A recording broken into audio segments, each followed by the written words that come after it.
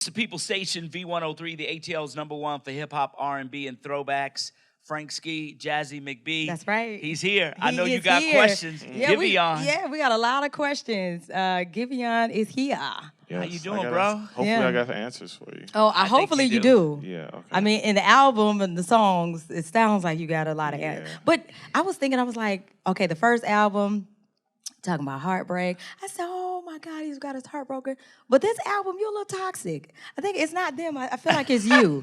I really do feel like it's you going through all the songs. And I'm like, wait, what? Mm. You The know what's pause funny? in I'm between. I'm on a campaign to elaborate on the word toxic. Okay. Because I feel like it's just an umbrella term for certain flaws, I guess. So toxic could be miscommunication. Okay. Toxic could be lack of awareness. Toxic could be passive aggression. So toxic is just, it seems a little vague. It's not vague. When you're Yeah, talking about it's just wrong. It can be gaslighting. Exactly. It can be telling this woman that, hey, you know, you're not the only one. I'm talking to like 11 other women. Like, it could be that. I mean, it's just, you know what I'm saying? Toxicity, I feel like, is just like a roller coaster of emotions when you're going through a relationship, right? Yeah. And so I feel like this album, to me, is going through that roller coaster. And I feel like everybody has been there before, because I feel like every song I can relate to at least one of them. Yeah. Mm. You know what I'm saying? I mean, but that's, and I think with certain artists, just the history of why artists became artists, I think people start to assume that's every artist have the same reason or the same goal or the same why. Okay. The reason I became an artist is simply cathartic. It's simply therapeutic. Okay. It's simply to express myself. So if one person understands or a million people, that's more of the goal for me, Good. if anything. So I honestly look at songs as a snapshot too. So it's like a before photo at the gym, Okay. and then you could take another photo later, and that's how you see your progress. I see my progress more so if I make a body of work here. So then the next body of work, I can see the growth not only as an artist that I was, but also as a person. So for me, it's a lot deeper than just putting an album together and then I love it. Yeah, putting it on DSPs for streaming or But- even for other people to digest. Because I could have had like a nice private quiet life ducked off somewhere else, and I would have been completely fine. Yeah. Okay. But I think I just remember writing and just being able to articulate certain things that some people couldn't. So it takes a lot of courage too to even be able to be that vulnerable and then allow people to critique it. Because not only are they critiquing just your writing style, like your vocal ability, your melodies. If you're as vulnerable as me, they're just critiquing you as a person. As a person. Yeah, so. But right now, I mean, you are like one of the people that's carrying R&B on your back right now. I did a post not long ago about like, where's R&B? Where's the great R&B? And in the comments, your name consistently kept coming up from people.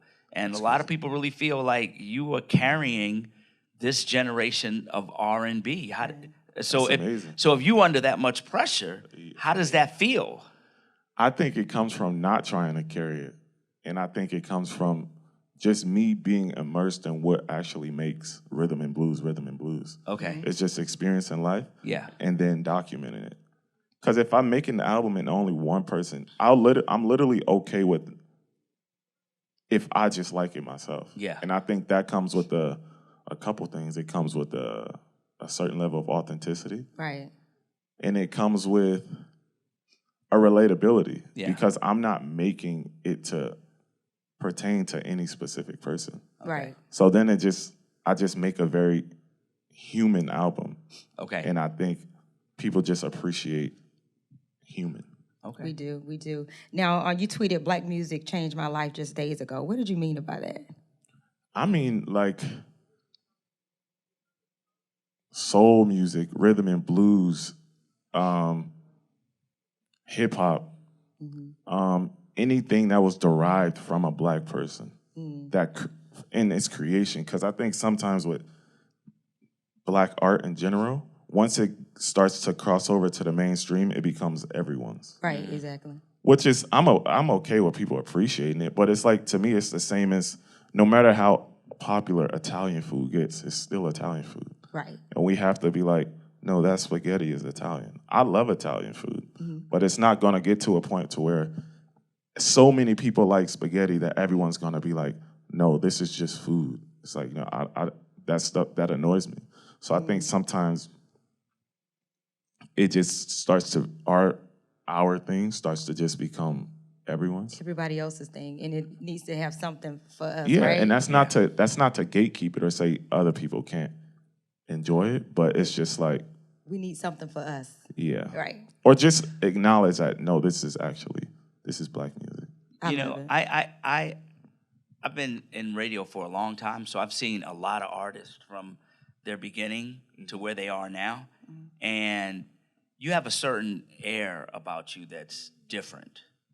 Okay, so I want to say, when we went through the time when R&B was blending with hip hop, there were a lot of artists that came that had that hip hop bravado, even though they were R&B, and it kind of like put them in this pocket, and they're like stuck in that pocket, right? And then you had certain artists that just had that smooth, relaxed thing about them, that confidence and that swag, and I see that in you.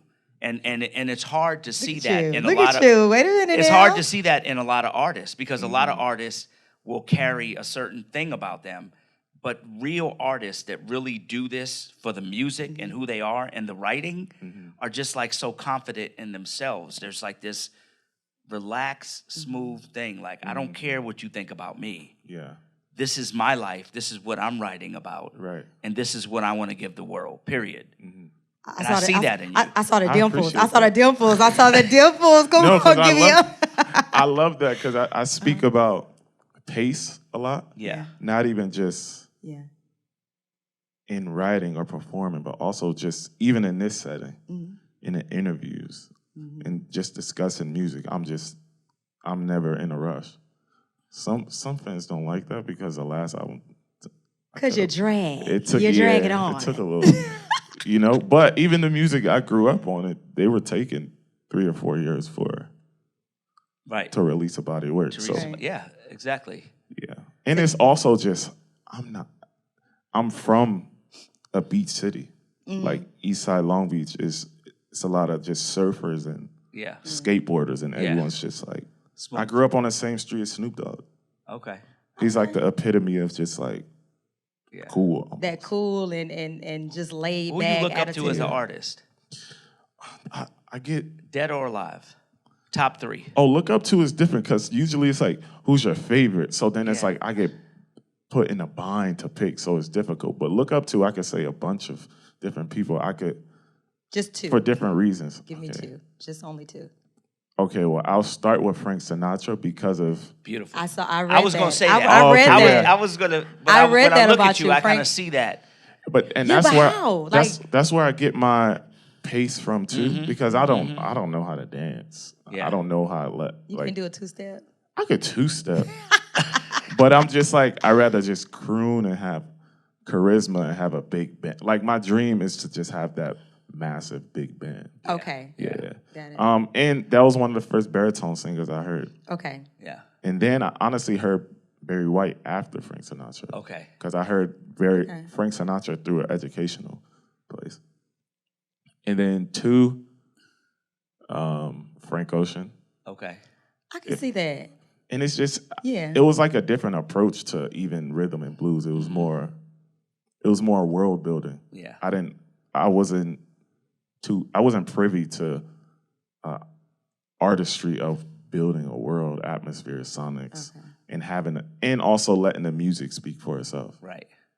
So yeah, I hear that in your music. Sometimes I think artists don't realize that the music itself plays a big role, and the artist is almost. I'm glad when you mentioned like growing up in like Long Beach, because I try to explain sometimes. I say you got to understand the music is the ocean, and the artist is the surfer. Yeah. You get what I'm saying? Mm-hmm. Like you're riding this thing. And if you're not in line, it's going to push you over. Yeah. If Or you're if you not try to right, go against it, if you too. try to go against it, it's not going to happen. So when I listen to your music, that's what I hear. I hear somebody who's like with that music. I remember the first time I started liking Frank Sinatra. I was like a young man, and I was dating this older chick, and she invited me over for dinner, and I walk into her house, and she's got Frank Sinatra playing, and it was just such a smooth, it was just so, I was like, what is this? You know, I'm like a hip-hop kid. I was like, wait a minute. Yeah. You know, but then Yeah. I started like really falling in love with who he was and how he does, so I can see that. Yeah, and I was just, and the more I would, I guess, watch documentaries about his life, and there was a hidden edge there too. Yeah. Like he had like, he was like, yeah, he was singing, but he was also someone to not play with. Not play with. Nice. So it's just growing up where I grew up, Yeah. I was always just like, I was okay with having that duality. Okay. And just not having to show so much bravado, because I have that. But I'm just like, oh, there's people who really have it who don't have to show it. And I said that because you mentioned up the infusion between Yeah. R&B and hip hop over the last. Yeah. I like it. Yeah. Now, you talk a lot about relationships, right? So what's one relationship lesson that you've actually learned that changed how you love or the way that you view love?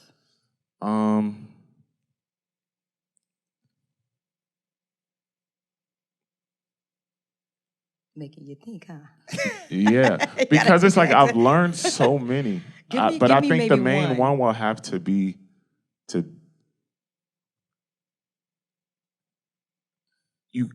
you have to learn how how emotions work in general before you, like your own personal emotions, before you could start to kind of empathize with other people's emotions. Because what I learned was that I was reactive. I could get reactive. And in that state, I don't necessarily mean everything that I'm saying. Yeah. It's more of like a reaction. To or what someone else said or did. Yeah, right? or a reflex. Even if they didn't mean that. Yeah. So it was probably some triggers that I just haven't Yeah. addressed yet. Yeah. And then I would want to go back and be like, okay, I didn't necessarily mean this. So now if someone else they'll say something while they're in a certain state, I have more grace for it. Because I was like, oh, you're just reacting. Versus before, it would be something that I would take personal. So now I realize how important that's, I guess, having that time before you react is. So that could be walk away from the conversation for a little. That could be, even if you don't have the time to, it could be like, okay, you need a little bit of time, and then we could come back.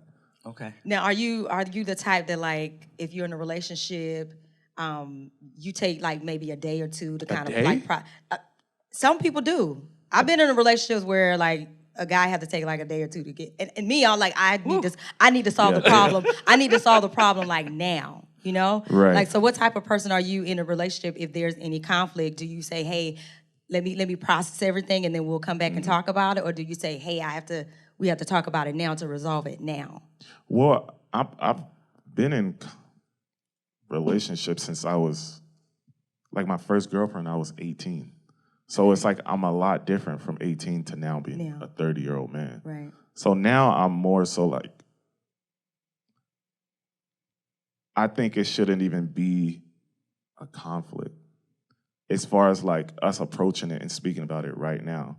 So if it's getting heated, that means something has already started to go wrong. So I'm better at speaking about it right now, but because I did the work in other places to not be so reactive in the middle of it, or to be defensive. So a day is insane now. Right, that's insane, right? Yeah. That's why I That's don't a deal long with time. people like Yeah. that, right? Do Yeah, you a day take is therapy?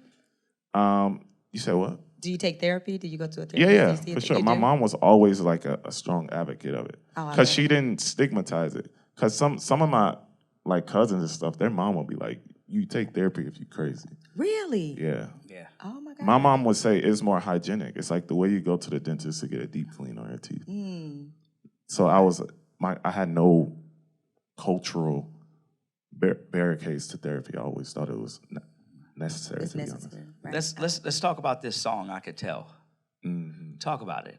Yeah, I mean, So the whole album itself is very Philadelphia 70s soul, Gamble and Huff, but through my own Giveon West Coast filter. I love it. And I can tell, it just sounds like, sonically it sounds like top down, sundown. Just being a kid on a block and seeing one of the more established guys and just the confidence that they have. And they were super quiet. They didn't say anything. They didn't say too much. So I can tell it's me pretty much just having a conversation without having a conversation. Yeah. And I was trying to make sure, I don't know if it came across, but I was trying to write to let people know that song was just, that was just all eyes. Like that was a full convo I had with her, just eye contact. I never even said any of this stuff. Wow. So that's why I can tell it's more like a, yeah. You see it right there. Yeah, you can just see it. You see it. Yeah. So also on this album, there's this trend to keep things shorter. So this album is shorter. Yeah. It's like 29 minutes. 28 minutes, 29 minutes. Was there a thought behind that, Well, or it's was like just the progression of the music? I think it's... Because we come a long way from albums being 70 and 80 minutes long. Yeah. But I think that's probably just, as much as I operate on my own standards, I think that's also just one of the things I fell into naturally, to where I'm just like, I don't even want to hear a 6-minute song right now. Yeah. I got some that I love, like Float On.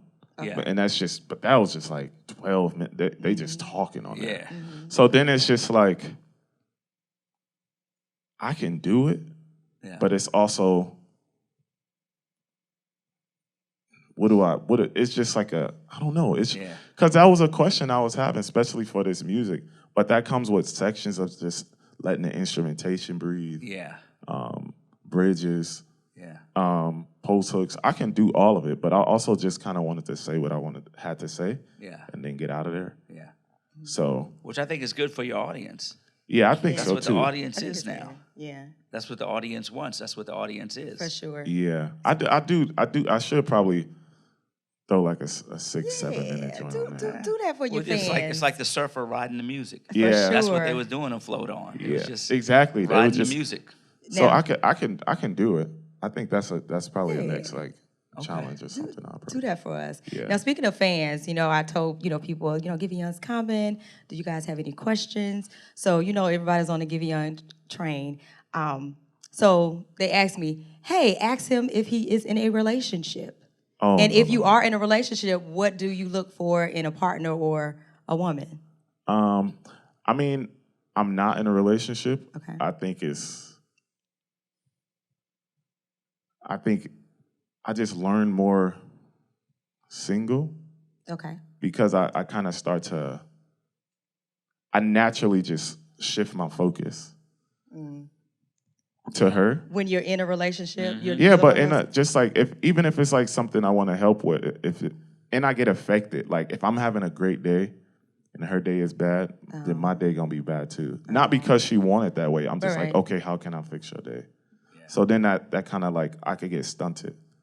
So, what I would look for, I think,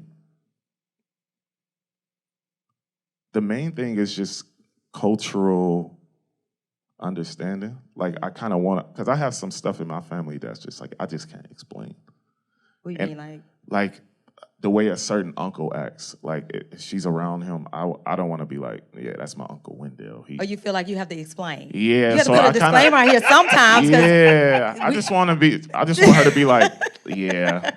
Like I can have an uncle like that too. I have an uncle just like that. Yeah. Okay. Like I have my Uncle Wendell. He's been in a wheelchair for like half of my life.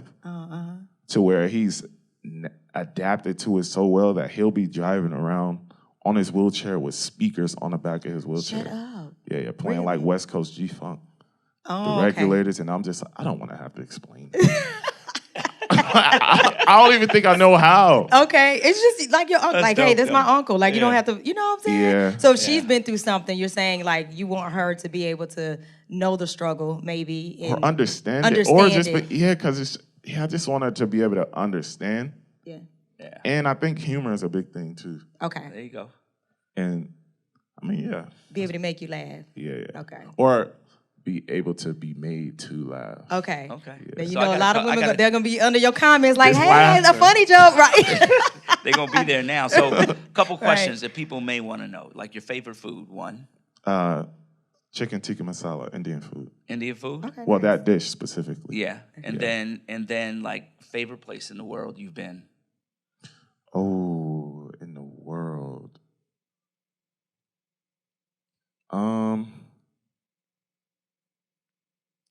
Or maybe somewhere you haven't been and you want to go. Right.